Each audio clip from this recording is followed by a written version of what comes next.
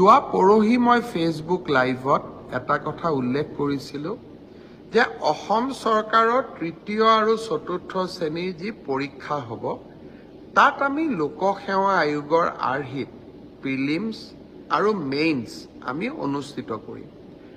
দুই এজন ব্যক্তিয়ে মোক জনাইছে যে পৰীক্ষাত নতুন নিয়ম এই বছৰ কৰিব নালাগে, কাৰণ আৰু যিহেতু 2 মাহ আছে, গতিকে আমি পুৰণা বা আগৰবাৰৰ দৰে পৰীক্ষা পতাটো উচিত হ'ব।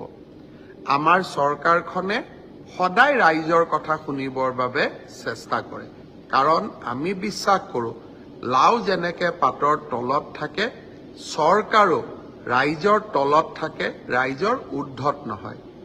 যিসকলে মোক এই পৰামৰ্শটো দিছিল, দুই এজনে অলপ গালিগালাজো কৰিছে আৰু কিছুমানে ভালকৈ পৰামৰ্শটো দিছে।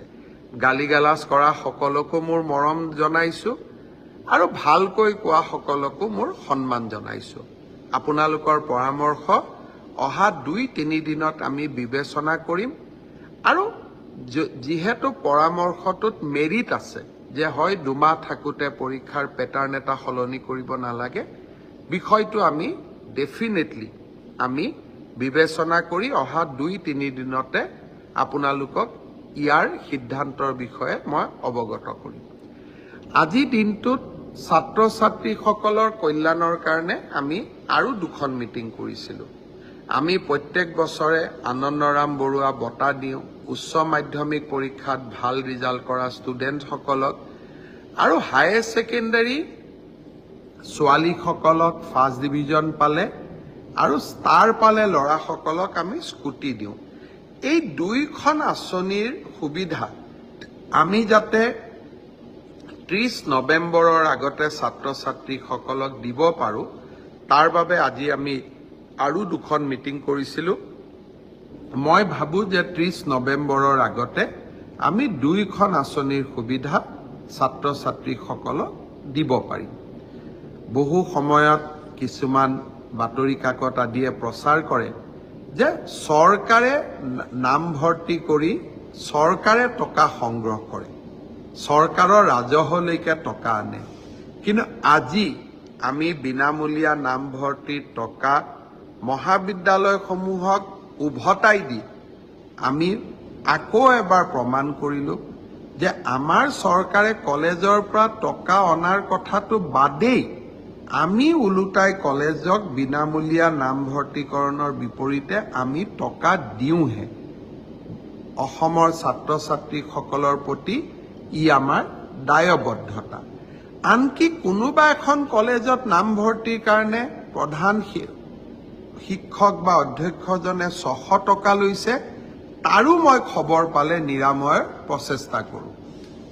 তাৰোপৰি ছাত্ৰ ছাত্ৰীসকলক বিনামূলীয়া চাইকেল, বিনামূলীয়া নামভৰ্তি, স্কুটি, এইবাৰৰ পৰা নিযুত মইনা আঁচনি, চৰকাৰী বা প্ৰাদেশিকৃত মহাবিদ্যালয় বা বিশ্ববিদ্যালয়ত থকা ছাত্ৰ ছাত্ৰীসকলক হোষ্টেল মেছ ডিউজ ৰেহাই, আমি বহুতবিলাক ছাত্ৰ ছাত্ৰীৰ কল্যাণৰ কাৰণে কাম কৰোঁ। আৰু এনে কাম ভাৰতবৰ্ষৰ খুব কম ৰাজ্যতহে হয়। নিৰ্বাচনী প্ৰচাৰৰ কাৰণে মই যেতিয়া বেলেগ ৰাজ্যত যাওঁ, মই যেতিয়া তাৰ ৰাইজক কওঁ যে আমাৰ চৰকাৰে হায়াৰ ছেকেণ্ডেৰীত ফাৰ্ষ্ট ডিভিজন পালে ছোৱালীক স্কুটি দিয়ে, তেওঁলোকে চকু থৰ লাগি মোৰ ফালে চাই থাকে। বহুতে ভাবে মই অসত্য কথা কৈছোঁ। মই যেতিয়া কলিকতাত গৈ কওঁ যে কলিকতাতকৈ অসমৰ পেট্ৰল ডিজেল সস্তাত দিওঁ, আমি কলিকতাতকৈ অসমত পেট্ৰল ডিজেলৰ দাম কম, কলিকতাৰ মানুহে মোক বিশ্বাস নকৰে। কিন্তু গুগলত পৰীক্ষা কৰিলে আপোনালোকেও গম পাব যে গুৱাহাটীত পেট্ৰল ডিজেলৰ দাম কলিকতাতকৈ কম। আমাৰ ৰাজ্যখন সৰু, কিন্তু আত্ম অভিমান আমাৰ আছে। সম্পদ নাথাকিলেও কাম কৰাৰ সদিচ্ছা আছে, আৰু সেইকাৰণে আমি নিৰলসভাৱে ৰাইজৰ হৈ কাম কৰি যোৱাৰ প্ৰচেষ্টা কৰোঁ। আজি ৰাতিপুৱা এটা বিতৰ্ক আছিল যে কলেজত প্ৰফেচাৰ বা চতুৰ্থ বৰ্গৰ কৰ্মচাৰী, তৃতীয় বৰ্গৰ কৰ্মচাৰী হ'বৰ কাৰণে PRCৰ ব্যৱস্থাটো চৰকাৰে উইথড্ৰ কৰিছে। কিছুমানে ৰাতিপুৱাই মই বাতৰি কাকতত সমালোচনা দেখা পাইছিলোঁ।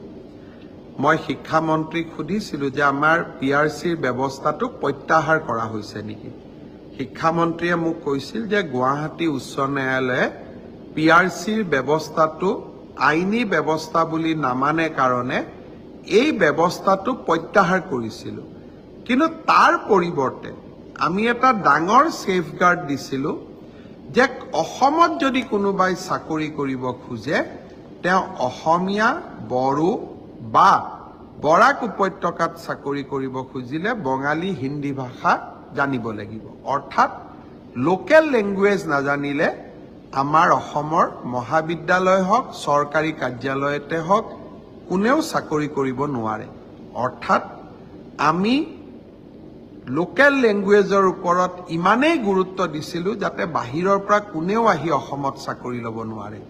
সি যি কি নহওক, এতিয়া আমি দুইটা নিয়ম কৰিছোঁ যে PRCও লাগিব আৰু লোকেল লেংগুৱেজো জানিব লাগিব। মই ভাবোঁ যে অসমৰ প্ৰতিটো পোষ্ট, প্ৰতিটো চাকৰি আমি অসমৰ স্থায়ী বাসিন্দা, PRC ডক্টৰ মনমোহন সিঙৰো আছে, কিন্তু প্ৰকৃত স্থায়ী বাসিন্দাই যাতে চৰকাৰী চাকৰি পায় তাৰ বাবে আমাৰ প্ৰচেষ্টা অব্যাহত থাকিব। ৰাইজে আমাক সমালোচনাও কৰিব, মৰমো কৰিব, আদৰো কৰিব। ৰাইজৰ প্ৰতি আমি দায়বদ্ধ।